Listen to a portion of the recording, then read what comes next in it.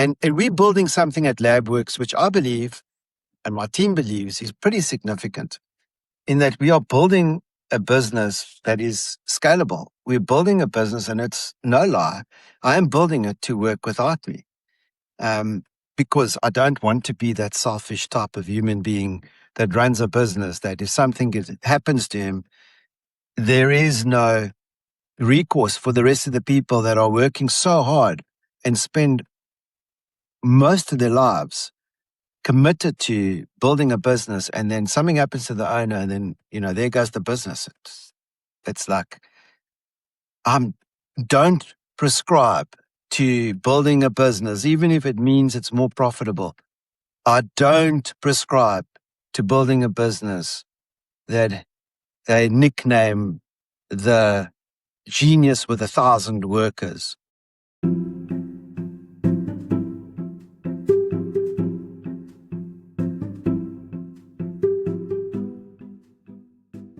You're listening to The Functional Founder with Themi Sturgianis, a podcast for owner-operators ready to build high-performance teams, handle growth with confidence, and scale without burning out.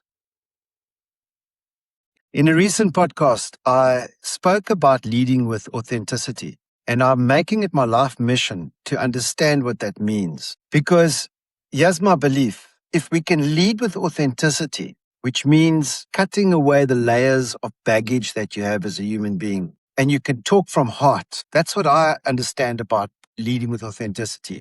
Being real with people, connecting at a deeper level with human beings. In the previous podcast, I spoke about, people are tuned into their iPhones and electrical gadgets, and they're not connecting with human beings. And I'm making a concerted effort to really connect at a certain level that I've never connected before. And man, there's incredible power. My belief is that if you connect at a certain level like that, you can directly correlate increase in sales, increase in happiness with your team, and you can really build a business that works without you.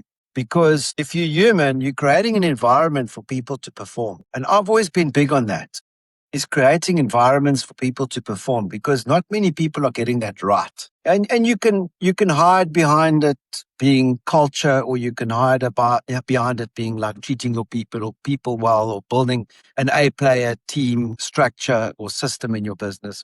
Whatever it is, I believe at the core, it's leading with authenticity. And there was an interesting situation that transpired over the last week where one particular staff member was really going through a lot of personal issues and, was just dropping the ball at all fronts. And I know this person's heart, and I know what this person's capable of. He's an intelligent human being, and he's going through some tough times, and his personal life is challenged, and it's spilling over to work. And you hear about all these gurus talking about how you can't bring your personal stuff to work. That's right, you can't bring it, but sometimes it just can't be helped. And I believe there is a very clear distinction between upholding standards and being ruthless with human beings and being compassionate and that means like connecting with people at a deeper level with heart and with compassion and with love. And my dad used to said,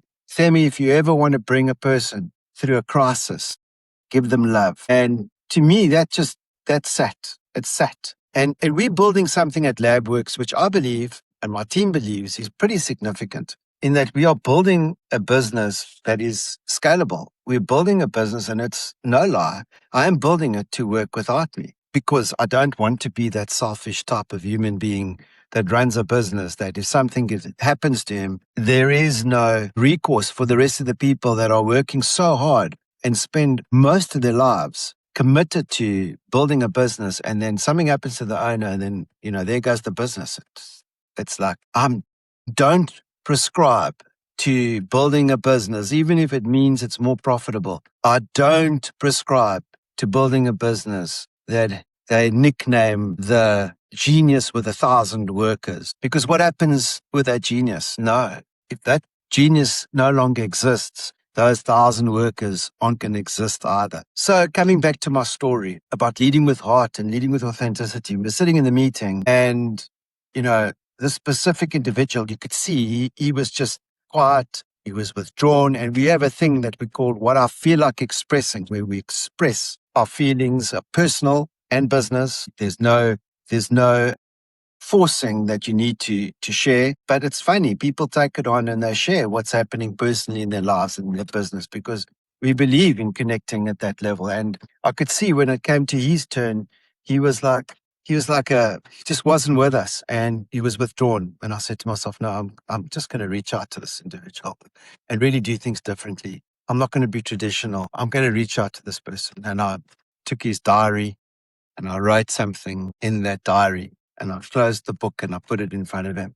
And I was really hoping he would read it. And a couple of minutes later, he opened the book and he read it. And something compelled me to reach out to this person and write these exact words. And the exact words were the following: don't beat yourself up. We love you. And he read it. And I will tell you how things unfold because it's still early days.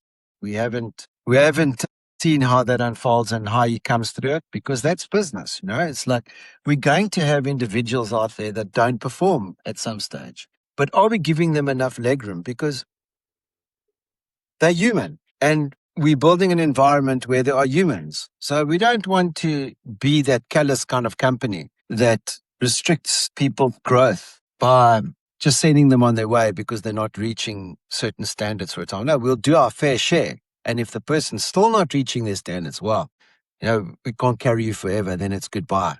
But if you give your salt, your penny's worth to the company, we want to be able to show that same reciprocation. When a crisis hits you, we don't just walk away. We want to make sure that we're there for you. And, that made me feel good as a leader because that's authentically how I feel. Because I think corporate's gone wonky. They just absolutely neglect you as a human being and you're just a number. In our company, we try to create that culture where you're just not the number. And I'll let you know how that transpires. But the reason why I'm sharing these experiences with you is because I don't know it all. I'm winging it a lot of the times. I'm trying to create something that's very different. I've had more successes than I have losses. And I wish someone documented their journey running their businesses authentically and with heart the way I want to with you. But I'll keep you posted and see how that works out. But I think it's going to work out positively. Speak to you next week. Thank you for joining The Functional Founder. This podcast grows through you, our founder community.